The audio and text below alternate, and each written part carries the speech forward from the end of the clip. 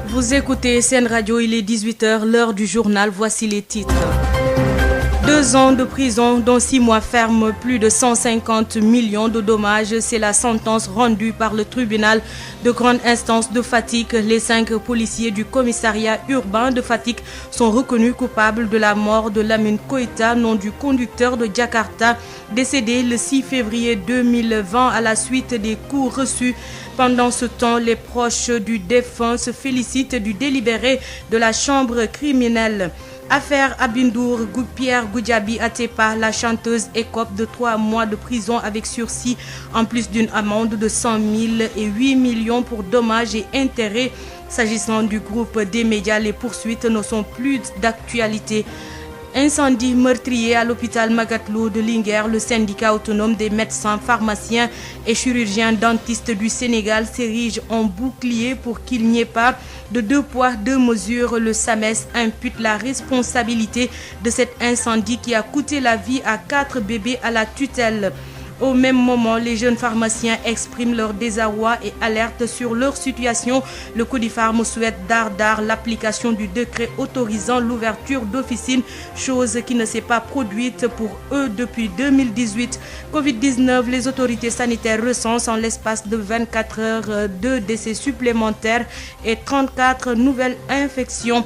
L'actualité internationale et la page des sports vont boucler ce 18h mise en onde par Pape Laïdjei. Bienvenue à toutes et à tous.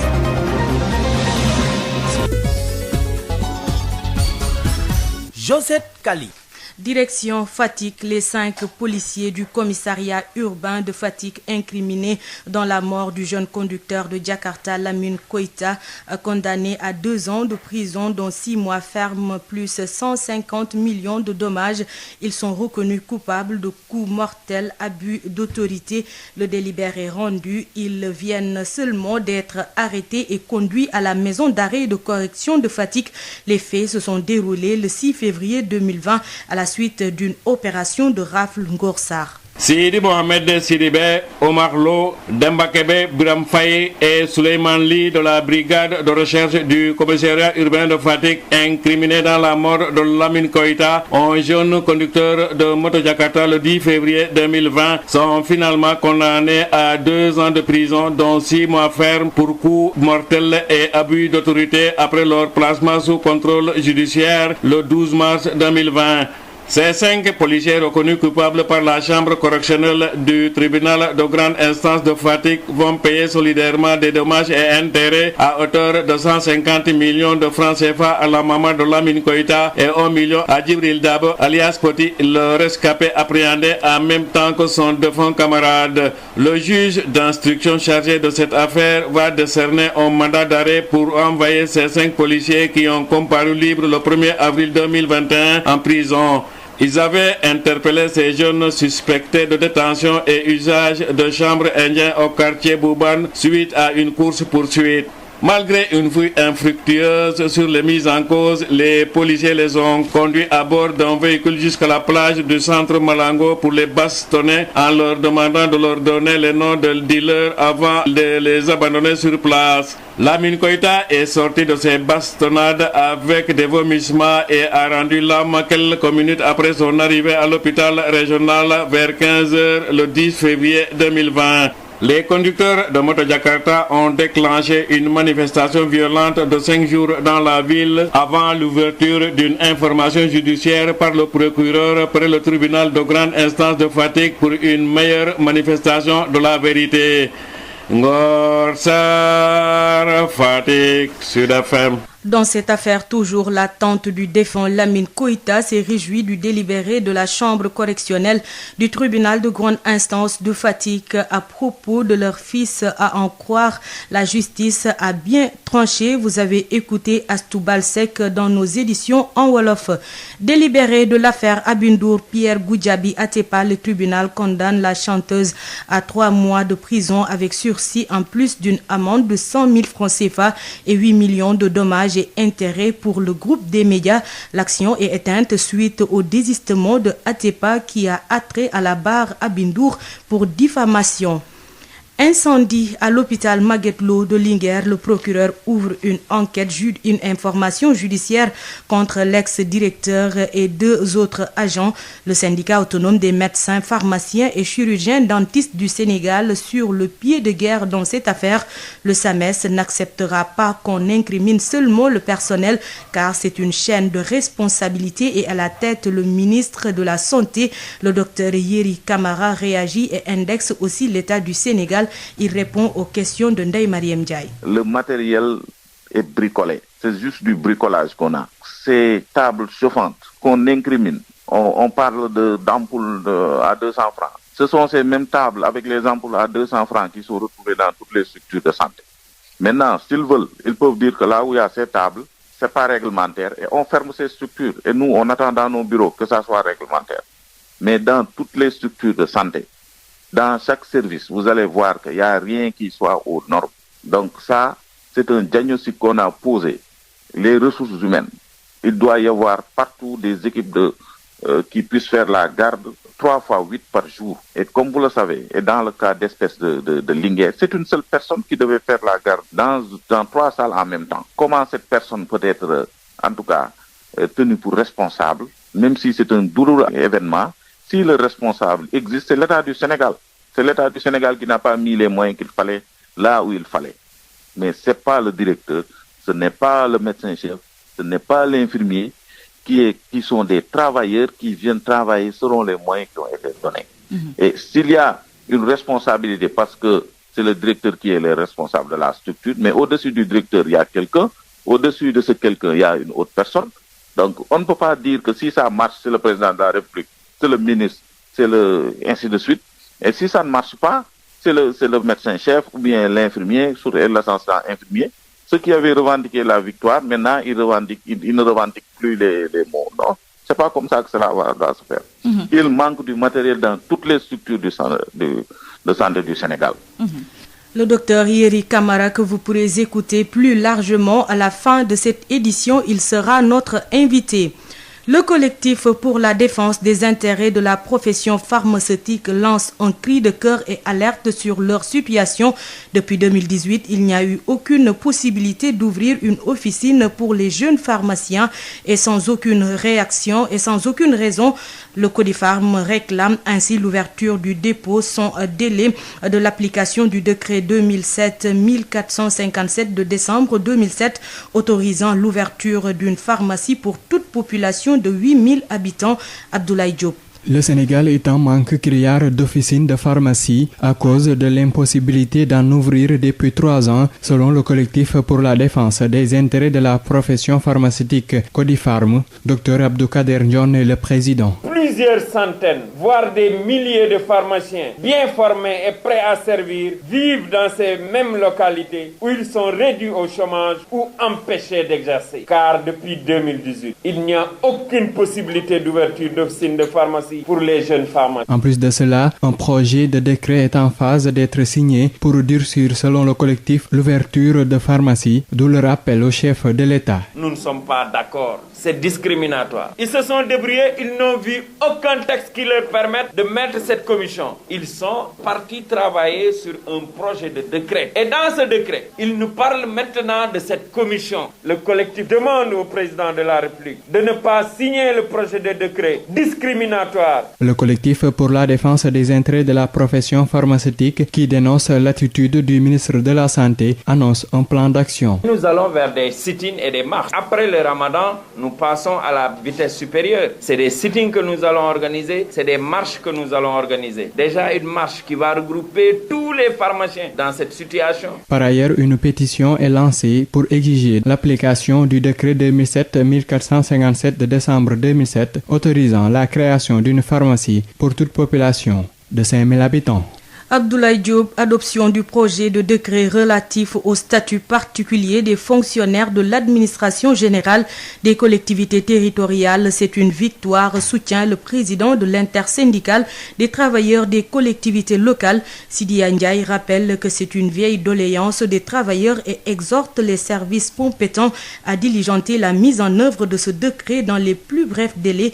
Sidi Ndiaye est avec Hapsa Elimanouane. Absolument, je crois que c'est un grand jour. Mais meilleure nouvelle pour nous, à travers des collectivités locales qui, comme vous le savez depuis 30 ans, nous nous battions pour avoir un statut particulier. Et c'est l'aboutissement de cette longue lutte de tous les travailleurs de l'intersyndicale collectivité locale qui se sont mobilisés à travers des marches, des sittings et des grèves jusqu'à l'aboutissement final aujourd'hui. C'était une quarantaine de décrets qui devaient être pris après le vote de la loi en mars 2011. Vous voyez, ça fait 10 ans qu'on attend. Donc les 40 décrets ont été signés, il restait ces 2 décrets dans le circuit. Et c'est la raison pour laquelle donc nous saluons la signature de ce décret et remercions au passage le ministre des collectivités territoriales pour son implication directe, mais également le président de la République qui, le 1er mai, en recevant nos cahiers de doléances, avait bien précisé qu'il allait incessamment signer des décrets parce qu'on a trop attendu. Et finalement, je crois qu'il a répondu favorablement à cette demande. Et c'est une très bonne nouvelle pour les agents des collectivités locales qui vont désormais évoluer comme au niveau de la fonction publique de l'État, puisque nous avions un problème avec les diplômes pour leur intégration. On avait retenu que le BFM, alors que dans les collectivités locales, vous trouvez tous les profils, du baccalauréat au doctorat. Donc désormais, c'est réglé. Et nous avons également demandé qu'il y ait un centre national de formation, de gestion de carrière pour les agents des collectivités locales, comme il y a une direction générale de la fonction publique de l'État. Donc tout cela est réglé. Maintenant, la mise en œuvre ne doit plus tarder et nous demandons aux autorités de tout faire pour que nous puissions très rapidement appliquer ces décrets-là et finalement tourner la page, puisque nous avions déposé un préavis de grève en fin avril dernier et nous étions prêts à aller en mouvement d'humeur si ces décrets ne sortent pas. Je pense que maintenant l'intersyndicale va se réunir pour apprécier la situation et voir quelle est la conduite à tenir. C'était à l'instant Sidi Ndiaye qui dit toute sa satisfaction après l'adoption du projet de décret relatif au statut particulier des fonctionnaires de l'administration générale des collectivités territoriales. Début officiel de la campagne de vaccination contre la poliomyélite à Diourbel après le recensement de plusieurs cas. Le district de Touba abrite les premières opérations de cette campagne qui cible les enfants de 3 mois à 5 ans, en plus d'une dizaine de cas dont au moins 4 cas de paralysie causés par la maladie sont enregistrés. Covid-19 au Sénégal, 2 décès, 34 nouvelles contaminations, dont 17 issues de la transmission communautaire, 9 cas graves et 176 patients sont sous traitement. Les précisions avec le directeur de la prévention, le docteur El Hadj Mamadou Ndiaye. Sur 1029 tests réalisés, 34 sont revenus positifs, soit un taux de positivité de 3,30%. Les cas positifs sont répartis comme suit. Nous avons eu 17 cas contacts suivis par nos services. Aucun cas importé n'a été enregistré au niveau de nos différentes portes d'entrée aériennes, maritimes et terrestres. Et 17 cas issus de la transmission communautaire ont été répertoriés et répartis comme suit. La région de Dakar totalise 12 cas, dont 3 aux HLM, 2 aux Maristes, 1 aux Almadies, Diamaguène, Gibraltar, Mbao, Mermoz, Sicap Baobab et Yoff. Dans les autres régions, nous avons 5 cas, dont 3 à Matam, 1 à Kidira et à Saraya. 43 patients suivis ont été contrôlés négatifs et déclarés guéris. 9 cas graves sont pris en charge dans nos services de réanimation. 2 décès ont été enregistrés le mercredi 5 mai 2021. L'état de santé des autres patients suivis ou hospitalisés est jugé stable. À ce jour, 40 578 cas ont été déclarés positifs, dont 39 285 guéris, 1116 décédés et donc 176 patients encore sous traitement. La tendance baissière se maintient, mais la vigilance reste de mise et le communiqué du ministère de la Santé pour le point quotidien est une piqûre de rappel pour maintenir l'alerte, selon le docteur Mohamed Ly, spécialiste en santé publique qui répond aux questions de Mame Diarra Da Silva. Je pense que l'avantage, c'est quand même de maintenir la tension et de montrer à l'opinion que la pandémie est toujours là présente, que le danger persiste, pour que les gens quand même n'oublient pas parce qu'il y a toujours des risques. Maintenant, il y a des inconvénients. Ça devient un exercice routinier qui fait que les gens n'y font même plus attention. Bon, c'est un exercice parcellaire où on ne rencontre que des cas symptomatiques parce qu'on ne teste que les cas symptomatiques sans comorbidité. Donc, ça ne donne pas un aperçu global de la pandémie dans notre pays. Voilà. Et ensuite, il est incomplet aussi parce qu'on ne parle pas des tests de diagnostic rapide qui se font dans certains districts et dans le secteur privé. Il devrait aussi servir comme guide pour l'action dans les collectivités locales, dans les communautés. Donc on devrait peut-être faire en sorte qu'il soit moins centralisé. Ce serait peut-être une idée d'en faire un communiqué de presse quotidien à acheminer au niveau des rédactions et en responsabilisant les journalistes pour qu'ils le traitent. Et que c'est pas la peine de fatiguer le directeur de la prévention pour qu'il vienne chaque matin faire ce communiqué déjà, quitte maintenant à faire une conférence de presse hebdomadaire tous les vendredis pour faire le résumé de la semaine. Alors docteur, on a aussi remarqué que la tendance est à la baisse des cas de Covid. Une bonne nouvelle que tout le monde salue. Mais est-ce qu'on ne doit pas faire très attention au laisser-aller, ce qui peut être une véritable menace d'ailleurs? C'est-à-dire l'impression qu'on a, c'est que la baisse et la hausse des cas n'est pas liée à des actions de santé publique qui auraient été menées par les pouvoirs publics, mais ça relève des facteurs qu'on ne maîtrise pas encore et qui seraient peut-être écologiques. Maintenant, pourquoi on ne peut pas se réjouir comme il faut? C'est parce qu'on a aussi la conviction qu'au rythme où on vaccine, de nouvelles flambées semblent inéluctables et risquent de se faire avec des variants qui pourraient être résistants donc au vaccin et qui pourraient être encore plus meurtriers et plus contagieux. C'est pourquoi il faut rester vigilant et continuer à appliquer les mesures de prévention. Agriculture dans cette édition campagne agricole 2021, les producteurs sont fin prêts et attendent les intrants et le matériel agricole. Toutefois, selon le chargé de communication du CNCR Sidiba, le monde rural est inquiet suite aux prévisions de l'ANACIM qui font état d'un hivernage moins pluvieux que le précédent et d'une fin précoce de la saison des pluies. Sidiba est joint par Hapsa Elimanouane. Avant tout, je profite de votre antenne pour souhaiter un bon mois de Ramadan à tous mes amis producteurs. Et à la veille de l'hivernage, les prévisions que l'ANACIM a données hier nous ont un peu inquiétés. Nous disons que les pluies vont être précoces et vont s'arrêter très vite et l'hivernage ne sera pas comme celui de l'année dernière. Donc, on est un peu inquiet par rapport à ça. Par rapport à la préparation de l'hivernage, comme d'habitude, les cultures sous pluie se préparent avant qu'il pleuve. Les champs qui doivent recevoir des semis sont en train d'être débroussaillés et ceux qui détiennent par devoir des semences les ont décortiqués et gardés. Et les organisations paysannes qui ont des programmes semences pour leurs membres aussi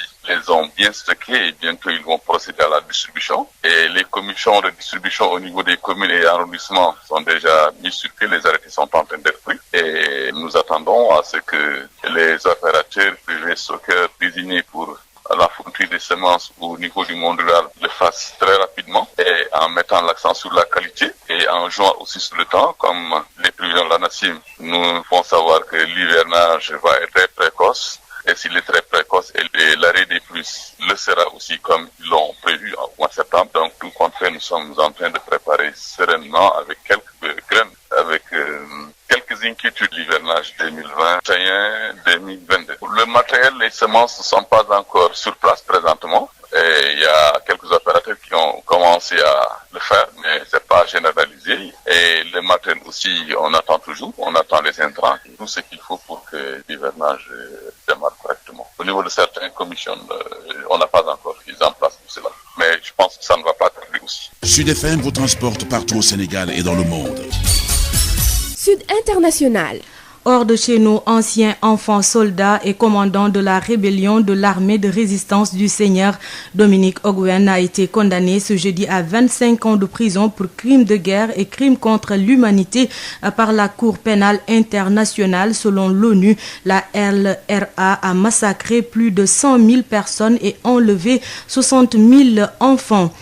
Hors d'Afrique, l'Inde annonce ce jeudi 6 mai un record de près de 4000 décès dus à la Covid-19 et 412 000 nouvelles contaminations en 24 heures depuis le début de la pandémie. Au moins 21 millions de personnes auraient été contaminées et le pic ne devrait pas arriver avant plusieurs semaines. Sans plus attendre, le Sri Lanka a fermé ce jeudi ses frontières avec le géant asiatique. Plusieurs voisins avaient déjà fait de même. Europa League, dernière demi-finale concernant les matchs retour. Roma accueille Manchester United, Arsenal accueille Villarreal. Pour rappel, les Red Devils s'étaient imposés à Old Trafford par 6 buts à 2 et le sous-marin jaune a battu les Gunners par 2 buts à 1. Sud FM, l'invité du jour. C'est le docteur Yeri Kamara qui répond aux questions de Ney Mariem Ndiaye sur le manque de moyens dans les établissements de santé publique. Nous sommes avec le docteur Yeri Kamara. Vous êtes le secrétaire général du SAMES. L'incendie au niveau du service de néonatologie de l'hôpital Magatte Lô de Linguère remet donc sur la table le manque de moyens notés dans nos hôpitaux. Selon vous, qu'est-ce qu'il y a lieu de faire? Juste pour vous dire que si on attendait d'avoir les moyens adéquats, tous les hôpitaux seraient fermés. On n'ouvrirait aucun hôpital si on attendait le respect des conditions, que ce soit par rapport aux ressources humaines, que ce soit par rapport au matériel. La plupart des services, c'est le chef de service qui se débrouille. Quelquefois, c'est lui-même qui, par son entregent, par son réseau, essaie de trouver du matériel pour travailler. Donc, vous avez entendu les médecins qui avaient demandé du matériel, qu'il y ait du matériel avant de rejoindre leur poste. On les a jetés vraiment en tout cas l'opprobre, et on les a fait un lynchage médiatique, alors que eux-mêmes, le ministère de la Santé, sait que on n'a pas atteint les bonnes couvertures. C'est pourquoi même on parle de relever le plateau technique. Parce que, vous voyez, on dit EPS 1, alors que l'EPS n'est pas mieux pourvu que le centre de santé. Même les gens quittent l'EPS pour aller dans un centre de santé. Le matériel est bricolé. C'est juste du bricolage qu'on a. Ces tables chauffantes qu'on incrimine, on parle d'ampoules à 200 francs. Ce sont ces mêmes tables avec les ampoules à 200 francs qui sont retrouvées dans toutes les structures de santé. Maintenant, s'ils veulent, ils peuvent dire que là où il y a ces tables, c'est pas réglementaire et on ferme ces structures. Et nous, on attend dans nos bureaux que ça soit réglementaire. Mais dans toutes les structures de santé, dans chaque service, vous allez voir qu'il n'y a rien qui soit aux normes. Donc ça, c'est un diagnostic qu'on a posé. Les ressources humaines, il doit y avoir partout des équipes qui puissent faire la garde 3 fois 8 par jour. Et comme vous le savez, et dans le cas d'espèce de Linguère, c'est une seule personne qui devait faire la garde dans 3 salles en même temps. Comment cette personne peut être, en tout cas, tenue pour responsable, même si c'est un douloureux événement, si le responsable existe, c'est l'État du Sénégal. C'est l'État du Sénégal qui n'a pas mis les moyens qu'il fallait là où il fallait. Mais ce n'est pas le directeur, ce n'est pas le médecin-chef, ce n'est pas l'infirmier, qui sont des travailleurs qui viennent travailler selon les moyens qui ont été donnés. Et s'il y a une responsabilité, parce que c'est le directeur qui est le responsable de la structure, mais au-dessus du directeur, il y a quelqu'un, au-dessus de ce quelqu'un, il y a une autre personne. Donc, on ne peut pas dire que si ça marche, c'est le président de la République, c'est le ministre, c'est ainsi de suite. Et si ça ne marche pas, c'est le médecin-chef ou bien l'infirmier, et l'assistant infirmier. Ceux qui avaient revendiqué la victoire, maintenant, ils ne revendiquent plus les mots. Non, c'est pas comme ça que cela va se faire. Il manque du matériel dans toutes les structures de santé du Sénégal. Vous l'avez dit, donc... Il manque autant de personnel. Voilà. Donc, le relèvement du plateau technique est plus qu'une priorité, mais selon vous, est-ce que nos autorités s'y attellent? Bon, en tout cas, on nous a parlé d'un plan d'investissement lorsque a survenu la Covid-19 et on nous attend toujours. Le président semble lier ce plan d'investissement à des réformes. Mais si c'est une réforme du genre de polymètre qui vend l'hôpital ou bien une partie de l'hôpital à des privés qui n'en ont rien à faire de la santé, on n'en veut pas. On veut des réformes qui permettent d'améliorer le plateau technique. Mais pas des réformes pour juste donner des marchés à des privés qui n'en ont rien à faire de la santé. Donc, l'État du Sénégal sait très bien qu'il y a un gap. Un EPS 2 a des normes par rapport aux ressources humaines, par rapport à l'équipement. Il y a un gap. Vous voyez un EPS, on te dit que c'est un EPS 3 qui n'a pas de scanner, qui n'a pas ceci, cela. Ils ont commencé pendant la Covid à investir. C'est bien. Mais actuellement, on est toujours vraiment logé à la même enseigne. Les structures de santé n'ont pas de matériel adéquat. L'investissement devrait être volontaire et répété et continu. Et on devrait aussi investir dans les ressources humaines que dans la spécialisation et que dans le paramédical. Et pourtant, docteur, concernant la gestion de la pandémie, notre pays est souvent cité en exemple. Selon vous, qu'est-ce qui l'explique? Mais ça, c'est le génie sénégalais. C'est l'abnégation. Parce que quand vous n'avez pas de moyens, c'est votre intelligence, c'est votre expérience en santé publique qui fait le reste. Parce qu'au début de la pandémie, on a écouté le secteur de la santé. Quand le secteur de la santé disait qu'il ne fallait pas ramener les étudiants de Juan, on nous a conspué, mais on a eu raison à la fin. Et quand on a arrêté de suivre les agents de santé, on a commencé à avoir des problèmes.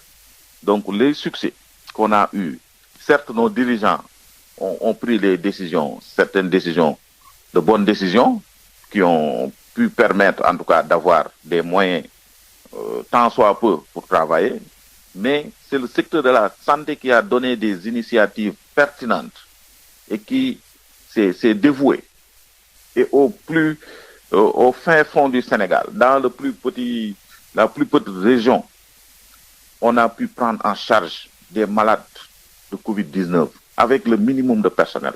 Et le personnel a payé un lourd tribut avec plus de 400 personnes qui ont été malades, avec des décès. Et tout cela, on l'a fait de bon cœur parce que c'est notre travail. On aime le Sénégal et on va faire tous les sacrifices pour sauver les Sénégalais. Maintenant, il faudrait qu'on nous donne les moyens de travail. On ne demande que ça. On nous donne les moyens en termes de matériel, en termes d'équipement, en termes de ressources humaines. D'accord. Docteur Yeri Camara, je vous remercie. Merci, c'est moi. Je rappelle que vous êtes le secrétaire général du SAMES. C'était à l'instant le docteur Yeri Camara qui s'exprimait sur le déficit de matériel dans les établissements de santé publique, prétexte l'incendie meurtrier de l'hôpital Magatte Lô de Linguère. Place à présent à votre page éco avec Rapsa Elimanouad. La B6, Banque internationale pour le commerce et l'industrie du Sénégal. La B6, la banque d'un monde qui change, vous offre le journal de l'économie. Bonjour, la question de l'emploi et du salaire décent a été encore agitée lors de la fête du travail. Prétexte pour nous intéresser à ce concept. Que recouvre-t-il? La réponse c'est avec Meissa Babou, professeur d'économie à la FASEC. Il plaide pour la révision des salaires tous les 10 ans. En fait, le salaire rémunère un travail déjà fait, mais pas à faire. Et son niveau dépend de plusieurs facteurs, dont la compétence, mais pas forcément la lourdeur ou l'énormité de la tâche. Sinon, les travaux manuels seraient mieux payés que le travail de conception d'un ingénieur ou d'un intellectuel. Le travail décent, c'est beaucoup plus un travail qu'on peut juger honorable, éthiquement parlant, qui ne déshonore pas et qui, malgré la difficulté, reste dans les règles morales acceptables. Parce qu'il y a quand même certains travaux qui ne sont pas du tout décents. Maintenant, il faut comprendre que le niveau de salaire aussi peut être jugé décent, c'est-à-dire est-ce que c'est un salaire qui permet de survivre ou de pouvoir impacter doublement. Premièrement, un impact économique te permettant de faire des dépenses économiques. Deuxième aspect, une transformation sociale, ce qui fait que le travail décent peut être lié à un niveau de salaire, mais la corrélation n'est pas parfaite. Un travail peut être décent et mal payé, un travail peut pas être décent et être très bien payé. La masse salariale d'une zone donnée est le principal vecteur de développement économique inclusif. Si la masse salariale est dépensée, moyennant bien sûr une petite partie qui est épargnée, ça permettra de booster l'économie à travers une demande forte. Si les demandeurs qui sont les consommateurs qui n'ont pas les moyens du marché, il va de soi qu'on va tomber dans un marasme économique. C'est pourquoi il est très important de réviser le niveau des salaires, par exemple chaque décennie, pour l'amener au niveau de l'inflation, qui d'année en année peut nous faire perdre un montant important de notre salaire, c'est-à-dire le coût de la vie augmente alors que nos salaires n'augmentent pas. Ceci va impacter négativement sur la demande et corrélativement sur l'économie. C'est pourquoi il est regrettable de constater que même l'État souvent utilise des travailleurs avec un niveau de salaire extrêmement bas, comme les ASP, qui avec 50 000 francs ne peuvent pas, surtout en zone urbaine, subvenir à leurs besoins. Et donc c'est ça là qu'on appelle un travail précaire. Donc où il urge de mettre à niveau des hiérarchies de salaire pour qu'on ait un niveau de consommation assez consistant, parce que c'est ce niveau de consommation-là, avec la masse salariale et bien sûr le nombre de population, parce que nous sommes en économie, c'est aussi la loi du grand nombre. Il faut absolument que beaucoup achètent, mais pour que beaucoup achètent, il faut que beaucoup aient quand même un niveau de revenu assez consistant. C'en est tout pour le journal de l'économie. Merci de votre fidélité. La B6, Banque internationale pour le commerce et l'industrie du Sénégal. La B6, la banque d'un monde qui change, vous a offert le journal de l'économie.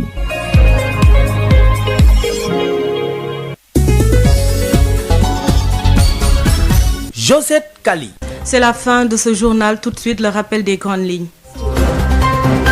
2 ans de prison, dont 6 mois ferme, plus 150 millions de dommages. C'est la sentence rendue par le tribunal de grande instance de Fatick. Les 5 policiers du commissariat urbain de Fatick sont reconnus coupables de la mort de Lamine Koïta, nom du conducteur de Jakarta décédé le 6 février 2020 à la suite des coups reçus. Pendant ce temps, les proches du défunt se félicitent du délibéré de la chambre criminelle. Affaire Abindour, Pierre Goudiaby Atepa, la chanteuse écope de 3 mois de prison avec sursis en plus d'une amende de 100 000 francs CFA et 8 millions pour dommages et intérêts. S'agissant du groupe des médias, les poursuites ne sont plus d'actualité. Incendie meurtrier à l'hôpital Magatte Lô de Linguère. Le syndicat autonome des médecins, pharmaciens et chirurgiens dentistes du Sénégal s'érige en bouclier pour qu'il n'y ait pas de 2 poids 2 mesures. Le SAMES impute la responsabilité de cet incendie qui a coûté la vie à 4 bébés à la tutelle. Au même moment, les jeunes pharmaciens expriment leur désarroi et alertent sur leur situation. Le Codifarm souhaite d'art l'application du décret autorisant l'ouverture d'officines, chose qui ne s'est pas produite pour eux depuis 2018. Covid-19, les autorités sanitaires recensent en l'espace de 24 heures 2 décès supplémentaires et 34 nouvelles infections. L'actualité internationale et la page des sports ont bouclé ce 18h mise en onde par Pape Abdoulaye Dieye. Tout de suite après votre rubrique Sud Nutrition avec Marie-Rosaline Ndiaye et le docteur Bintou Chersek, s'en suivra votre page Ramadan avec Amadou Moustapha Dian. Excellente suite des programmes sur la 98.5 Sud FM Sen Radio.